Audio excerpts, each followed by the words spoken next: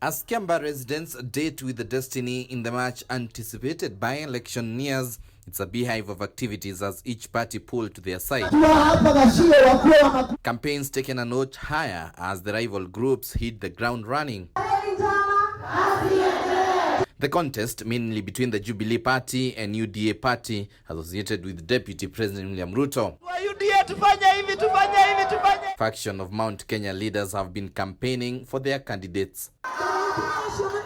Jubilee is leaving nothing to chance and has been on the ground campaigning for its candidate Kariri Njama. The party has lost several by-elections in the area, giving signals that the party had lost its grip in the Mount Kenya region. Na imani kabisa IEBC itaendesha hii shughuli ya uchaguzi na njia ya haki bila kupendelea upande wowote. Wasiachilie hii kiti iende na UDA, lakini wapigane na wasimame kidede kama vile tumesimama Machakos na tukachukua hii kiti ya senator. Jubilee Party, which held a consultative meeting bringing together some Kiambu leaders, exuding confidence that the party will win the seat. Sitaki kuongea sana mambo ya upinzani, lakini hiyo pia ni ishara ya kuonyesha wanaingiza wasiwasi.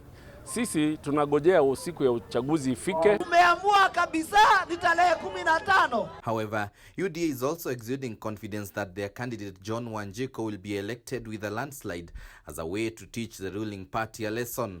Lakini pia serikali wajue, walijaribu kuja na polisi kule Rorie wakaanguka.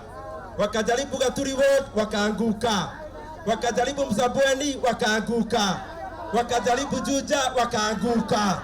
Hata hapa Kiambaa wataanguka. Kupandisha gas ati ile meko ile mambo ya gas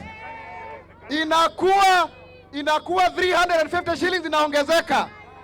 Mambo ya airtime, hiyo ni serikali ambayo inajali Wanjiku ama haimjali? And as the campaigns intensify, UDA party is seeking to popularize itself with leaders allied to the DP, maintaining that what happens in Kiambaa will be a pointer of how 2022 will be. Pesa yote ile waliiba wakati ya corona wamekuja kufanya nayo kampeni hapa. And with less than 8 days to go, critics say the July 15th Kiambaa by-election will serve as an acid test for President Uhuru Kenyatta's popularity in his backyard, even as DP Ruto moves to flex his muscles. Daniel Kariuki, KTN News.